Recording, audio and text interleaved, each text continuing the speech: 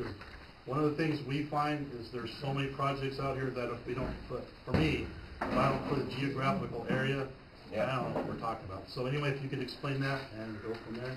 Sure. So I don't have a target on my shirt, but you guys are welcome to throw whatever you want at me. I hope it's Guinness, because it is St. Patty's Day. I'm Nat Parker. I'm the project manager for Element Power's Wildflower project. We refer to it as a wildflower green energy farm, not a wind farm per se, because we're proposing wind and solar, or one of each. I brought a PowerPoint presentation, Dave. Do you want me to go through that, or do you want me to just talk up here? It's up to you. It has the presentation has a schematic of kind of the borders, but I can just try and describe it. It's up to what folks want to see. It'll have to delay me for about 3 minutes to set it up, but I can just talk about it too if y'all want. If it's not big enough for everybody, take it home. I wouldn't bother. What's that? If it's not large enough for everybody in here to see, I wouldn't bother. Alrighty. Alright. Before I show you what the borders are, can I just introduce my company? So Element Power is one of the other developers in town. It's one of the other companies that has been drawn to your valley because of its phenomenal renewable energy resources. We're an American company, and we're based in Portland, Oregon. That's where I live. I come down to the valley, 2 to 3 weeks out of the month, and we opened an office in Antelope Acres over on 90th Street West, next to the feed store, the Van Dam feed store, about a year ago. At that time, we had an option to purchase the Healy Farms Ranch. It's about 2,200 acres. I think you guys all know where it is. Since that time, Element Power, my company, has acquired about 4,100 acres total. Does that include Healy? Yes, sir. The bulk of that is the Healy Ranch. Our border on the north side abuts the next slide, or First Solar Project, AV Solar Ranch 1. Okay, so that's the northern tip of it. It goes south to the aqueduct along 170th, and then it jets eastward all the way. Do you folks know where the castle is? Shays Castle? Yeah, of course. So that's part of the project. That's about 512 acres. So it goes just over to Munn's Ranch Road, essentially. And I'll show you what the shape looks like. It's right across from the Poppy Reserve. That's right. It's right across from the Poppy Reserve, which is why it's called Wildflower. So what are the ill effects of the wind generators there right next to the Poppy Reserve? I'll be happy to take as many questions as you want, but Okay. if you don't mind, I'd like to at least give you a couple things about who we are, who I am, before we get into the nitty-gritty, if that's all right with folks. Element Power was started 2 years ago, and it was started by some of the top executives in the bigger companies like Iberdrola Renewables and Horizon Wind Energy. These guys were folks who had built about 6,000 megawatts worth of wind power and solar power actually across the United States. What they realized in the course of their work was that the bigger the company was getting, the worse a job it was doing at working with people locally. So they started Element Power to have what they thought would be a more nimble approach to what we do. Now you all can shake your heads, you can doubt what I'm saying, but this is the genesis of our company. We're only about 30 people in North America. The reason we came down here is that the wind resource and the solar resource in the Antelope Valley are absolutely unprecedented, unmatched anywhere in California. You happen to live at the nexus of the San Gabriels and the Tehachapis, where the winds come in, and they happen to peak in the late afternoon, which is significant because that's when the power use is the greatest. So that's why utilities in particular are interested in the power outlet.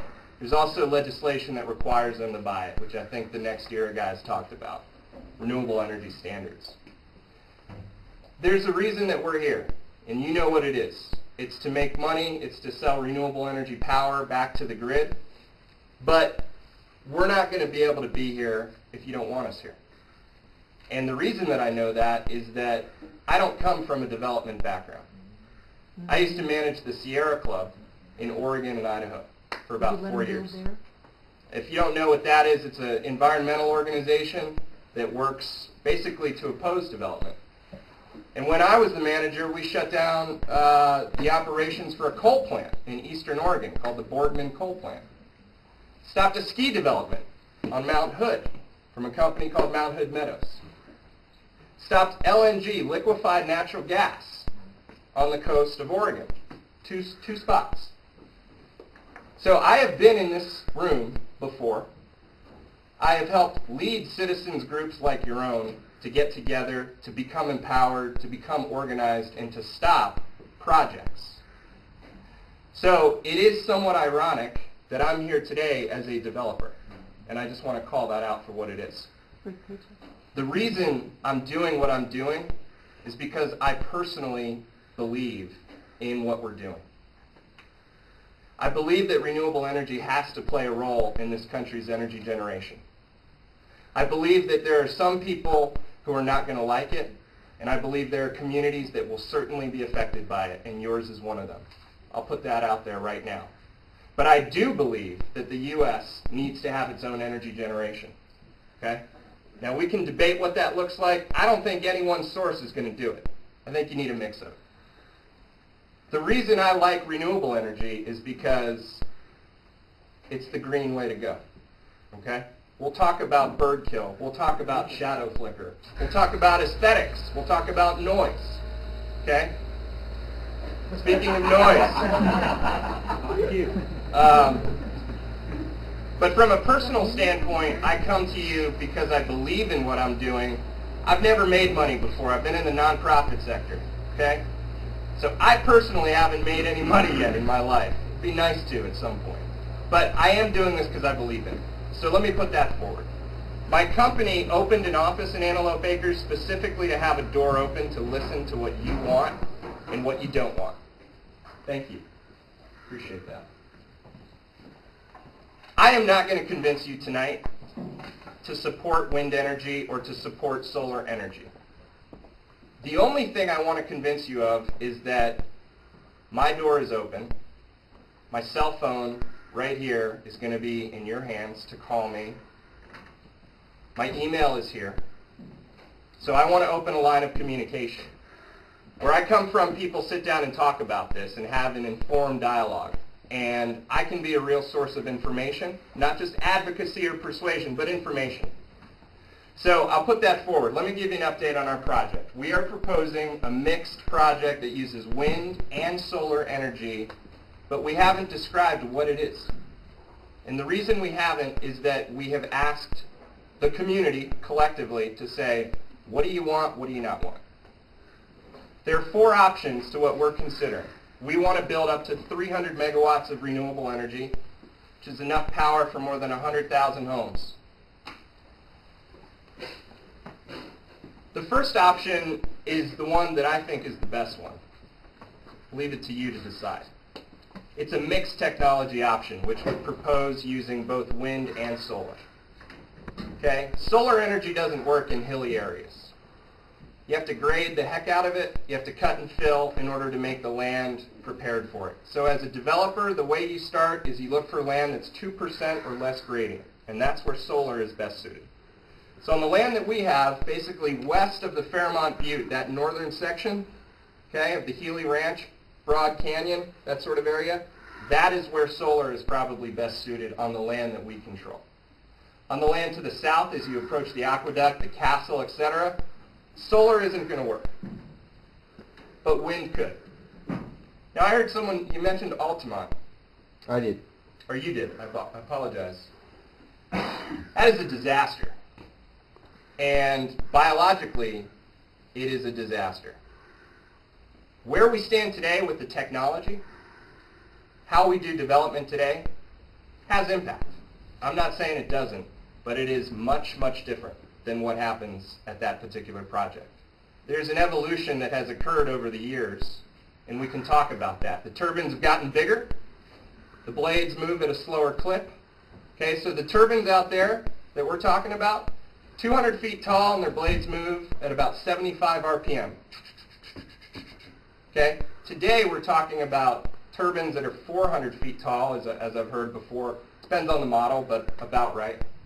They move at about 13 RPM, albeit with a bigger blade, a bigger rotor, okay? But they move more slowly. Birds are not as severely impacted as they were with the old technology, but they still are. here's where we stand.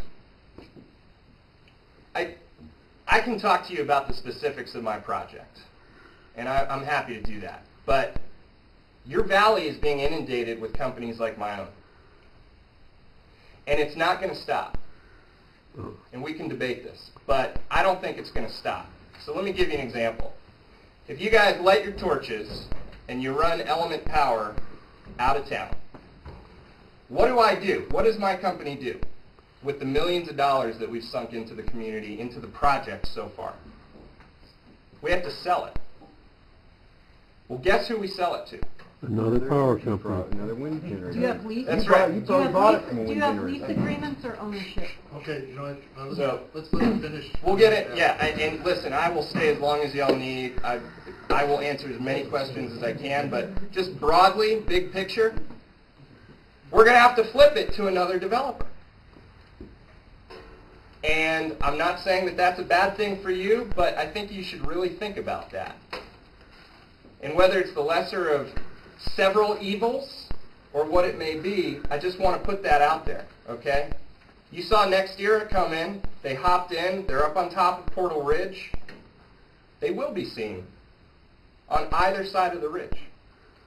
Where we are will be seen, certainly, from the Poppy Reserve. From here, it will be seen. It'll be seen at night. There will be FAA lights, just like you've said. Everything you've said has some degree of truth. But there's a lot that I've heard already tonight that is a little bit off. And so I think we should have a dialogue. So I guess I'll just put that out there. That's my pitch, because you guys are upset. This is your community. I don't live here. I fly down here. I go back to Portland. That's where my home is. So I don't pretend to have the right to tell you what you should have in your community. All I can commit to is that my company is trying to approach this sincerely and differently. And any project that we build necessarily will have a community investment component. Okay? What that is, we don't know. You heard, I think I saw a video on AV High Desert. I saw one of our competitors said, well, I've bought a fire truck for towns before. That's probably true. He's probably written a check to a town council before. So listen, all I want to tell you is, as a community, my recommendation to you, having come from an environmental organizer standpoint and now working on the other side of it, is get the facts together on the table, but also consider what the potential benefits of dealing with these projects would be. Take it as a wholesale equation, okay? Because if you don't have your arguments together, if you haven't thought about the benefits, for example, 350 jobs created over the course of a year from my project, 20 permanent jobs, that's pretty important. I get phone calls every week from people in this valley asking, when are you guys starting construction? I need a job. Okay, so I'm not discounting your concerns. I just want you to understand. My phone's ringing off the hook on this side of it. What about the property taxes, right? What about the investment? So I encourage you to put a balance sheet together and talk about it informed. Okay? The supervisor's going to want to hear that. We want to have a debate about it and talk about it, but I'm not going to try and convince you, because I think a lot of you are already convinced. So I respect you. I respect where you're coming from. I don't think I even need to give my PowerPoint, because I think you guys will glaze over. I don't think we're there yet. So I appreciate the opportunity to be here. Let's talk. Let's answer questions. Okay, here's what I think we should probably do is I'll just go ahead and recognize each. Can I grab a bottle of water before I get into this? Well, you know what? Can I purchase a bottle of water? The story, yeah. Let that one. Maybe a Guinness? Thank you. Appreciate that. So actually, before questions start, let me just give you the 4 options, okay? Element Power has 3 20-meter Met towers on our site right now. You've probably seen them as you've driven by. Eventually, we will submit, and Dave, I brought you a copy of the full application, 60-meter Met towers, just like you talked about with Next Era. The reason that these Met towers are so tall is that companies like ours cannot finance a project without a minimum of 1 year's worth of meteorological data to show to a bank. Okay? They need to be convinced that the wind in fact blows as consistently and as strongly as it does, and the higher that you get that reading, the more accurate it is based on where the turbines actually operate. That's why they're tall. The stuff about bats is actually true. You're required to use anabat readings at 45 meters, and Met Towers facilitate that. So just putting that there. Our company is going to propose 4 options in a draft EIR that will come out later this spring. They are as follows. The first implementation option would be a mix of wind and solar across the 4,000 acres that I've described. How many turbines? The most would be, and again, I don't have my lawyers here. I'm the project manager, so the buck stops here. 50 turbines. It matters what kind of turbines we're talking about. These are 50 of the larger turbines, the big ones, the big fatties. Okay? 335 feet to the nacelle, or the hub, which is about the size of a school bus. 491 feet to the tip height. These are 112-meter blades. So the rotor-swept area is 336 feet. It's big. It's huge. In conjunction with those 50 turbines, we would have probably 100 megawatts of solar photovoltaic. Okay, we would use what's called single-axis tracking, which means it's aligned north-south, and it tracks the sun east and west as it goes through the day. Implementation options 2 and 3 are all wind, no solar. People say, I do not want those tall machines. I don't want to see them break the ridge line, the horizon line. Forget it. So here's what option 2 and 3 will look like. There will be more turbines, but they'll be smaller, progressively smaller. Okay? We're going to study the impacts of those in the EIR process. Okay, so you'll go from 3 megawatt turbines in option 1 to 2.3 megawatt or 1.5 megawatt. We're kind of working through it, but progressively smaller turbines, but more of them in order to achieve the energy output for the site. The 4th option is all solar. Yay. Well, you know, I hear a lot of that. When I first talk to people, they say, you know, Nat, I could live with solar. I don't want to see those turbines. I could live with solar. But here's the issue. With all the roads, with the collector system, the electrical lines under the roads between each turbine, with the turbine foundation, wind turbines and their development take up 2% of the total land area that you purchase or lease. Okay? So 10%, let's see, what's 2% of 4,000 acres? Anyone good at math here? Does that include the road? Help me out. That includes the roads. It includes the substation, the O&M building. 2% of the total land area. Whereas, Per wind generator? no sir, the entirety of the project. 2% of the total land area. Pardon? Not the space. That is the footprint on the ground. Footprint of the tower, yes, but the not the space line of and sight. the fans. Sure. I'm just telling you footprint. The reason I bring up footprint is because the footprint of solar is significantly larger. Significantly. Grading is required in much greater number. Okay? For people who care about poppies, for people who care about burrowing owl, for people who care about terrestrial species and migration from the Angeles National Forest into the SEA that's at the Poppy Reserve in the Fairmont Butte, guess what? Solar is a problem. I'm not saying wind is not a problem, but solar is a big problem. So it matters how you look at this and how you weigh the impacts. Okay? Those are the 4 options that we're going to consider. Our point of interconnection is the Antelope substation on 90th. Everyone knows where it's at. How many substations on the property will you have to build? Just one. Where would that be? It would be close to Munns Ranch Road along Avenue J. The point is, typically, you want to build your substation, your project substation, as close to what we call POI, point of interconnection, as possible. Transmission lines. Yeah. All underground. I beg your pardon, did I go over? Yeah, if we could move to the question and answer because we do have another. Sorry, I get carried away sometimes. So if we can go ahead and, yes, With the enormous size you're talking about on the towers, have you taken into consideration the proximity to the San Andreas fault line? And what do you have to do to appease USGS's stability on those towers? Yeah, that's a great question. We have to get an insurance policy for anything that we build. And given our proximity to the fault, that's a very serious consideration.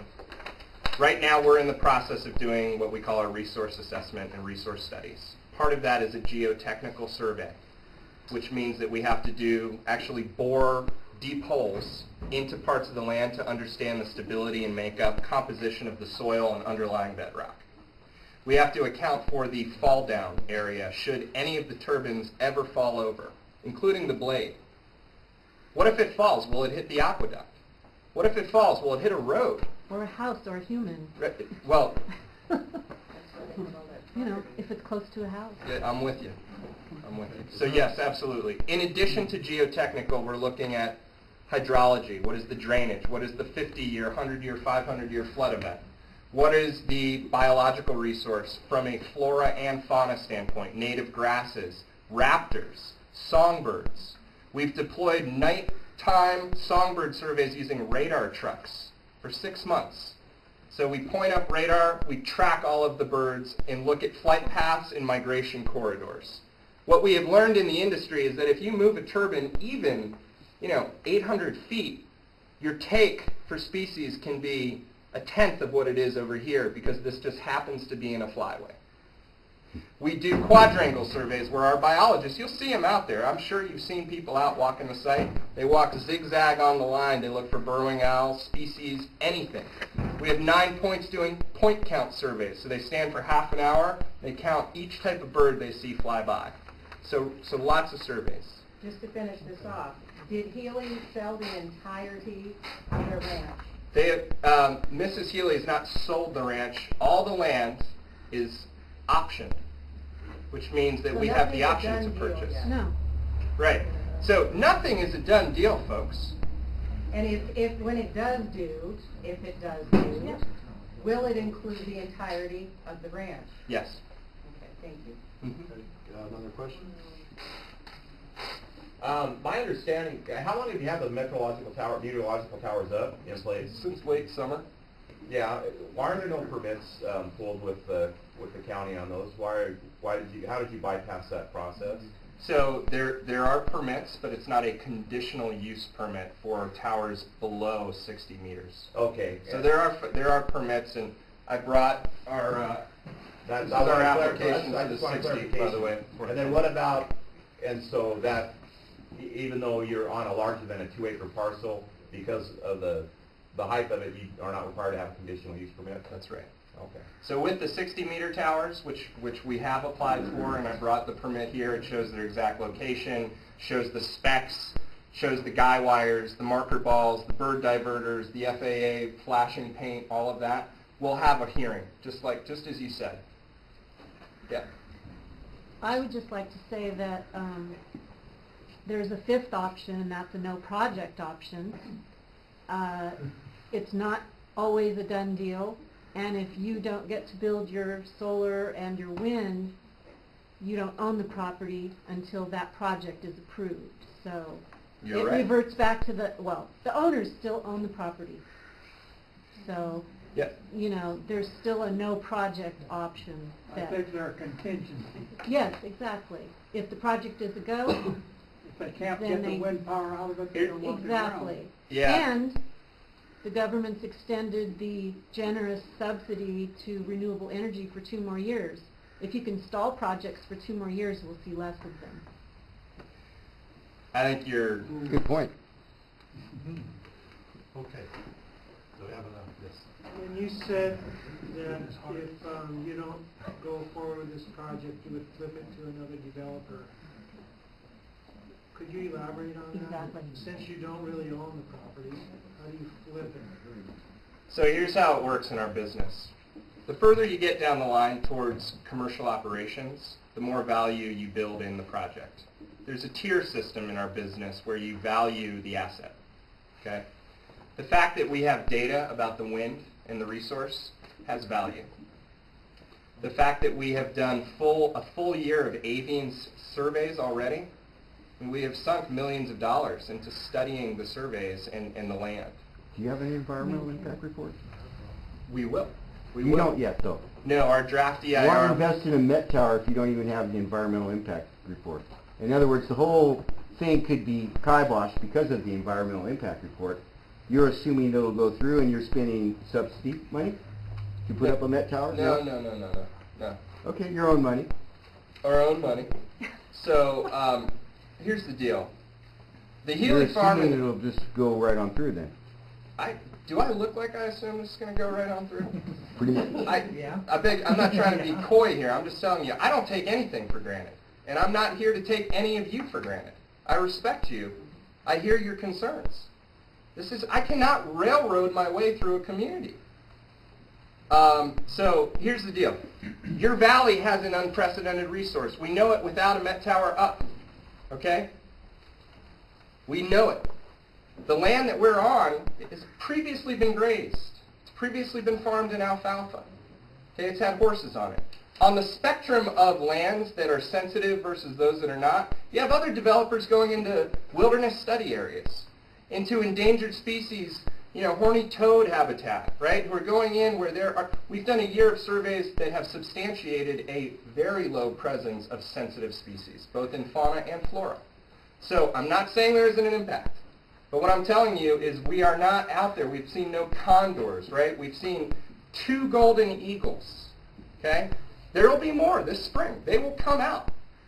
But what I'm telling you is that on the range of impacts, you're going to see it in our EIR. You can comment on it, right? Yes, sir. Have you got anybody from Indian tribes? There used to be tribes that lived in that area, too. No, the only Native American that I have spoken to is Dave Hyatt. I'm sorry, I didn't know that, Pat. I'm a quarter black. That don't count.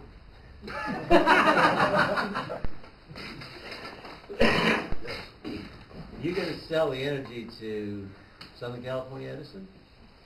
Remains to be seen. Do you have a contract with an energy provider? Not yet. When you have the contract with the energy provider, will you make it available to Fairmont Town Council?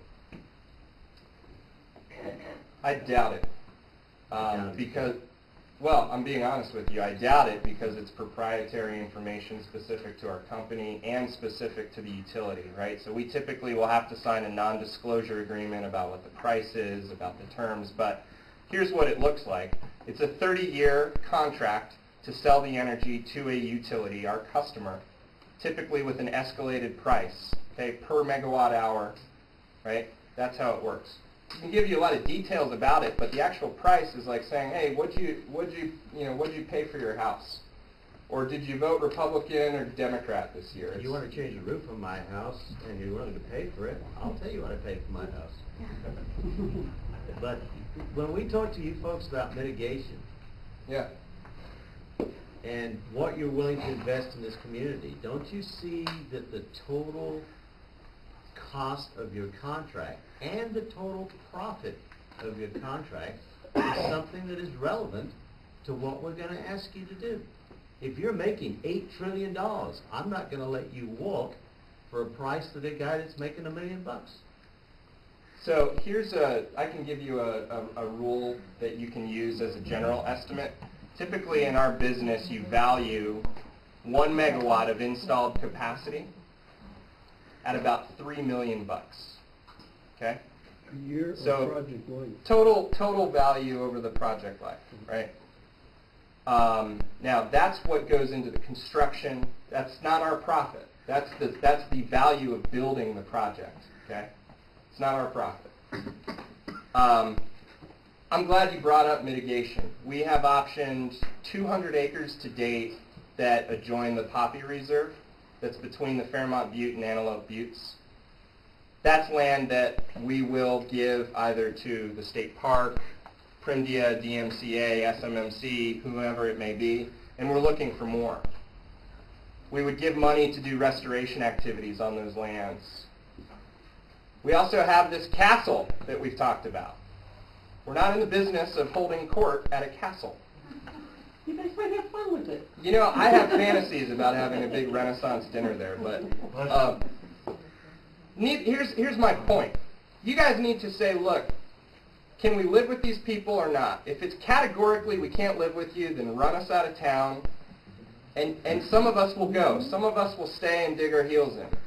But the real question is there any net benefit to your community that you can extract out of this admittedly painful process? I'm not saying this is fun. You mean what's our price?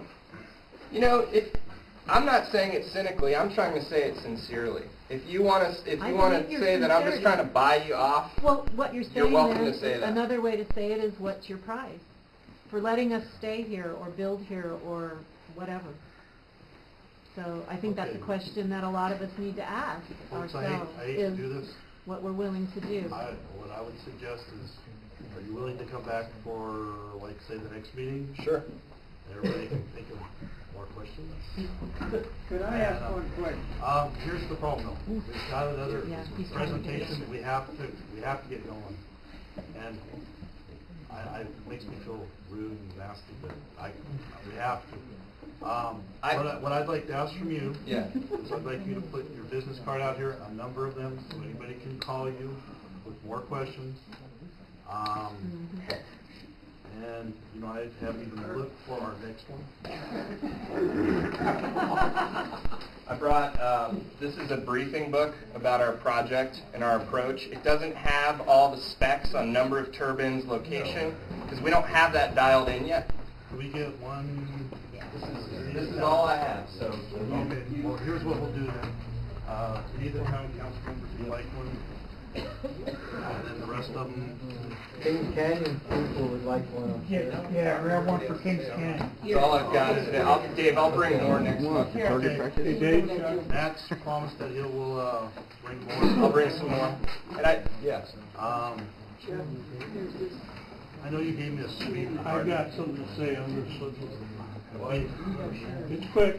Real quick, and then we got to move on to our next one. All right. I'm sorry. All right, pay attention, people. You all know me. I've been around the area. I helped form this town council. I'm a highly trained scientific type person. My family's in science. My brother is a nuclear instrumentation engineer. He works in a nuclear plant. He called me this afternoon. He just told me because of Japan, the nuclear industry is going into shithole. They're running for cover. There'll probably never be another nuclear plant around. They're not going to put coal in anymore because of the CO2. Guess what they got left to go for? Wind and solar. And we're on the bullseye. My brother called me and he was so damn upset. They're probably, if they can't come up with a electrical generation system for San Onofre in the next 3 years, they're going to shut it down. Japan has scared the shit out of the nuclear industry. And I got that right from the guy that runs the damn plant. So we're stuck with what we're going to generate. So you're going to have to consider something. If they're not going to build any more nuclear generators, we're screwed. And we're on the bullseye. We are #1 on the whole United States federal list for places to put solar and wind. Matter of fact, the bullseye is right over there on 170th and D. I looked on the map. So you're going to have to consider something. You want to pay higher rates or have blackouts? Or you want to put up with some stuff? Now, I'm not for or against. I'm just letting you know that because of Japan, we're screwed. Let one more person speak. Uh-oh. Okay? Yes. My background is in science, too. Okay? I'm not claiming to be When I science. drive through Mojave or down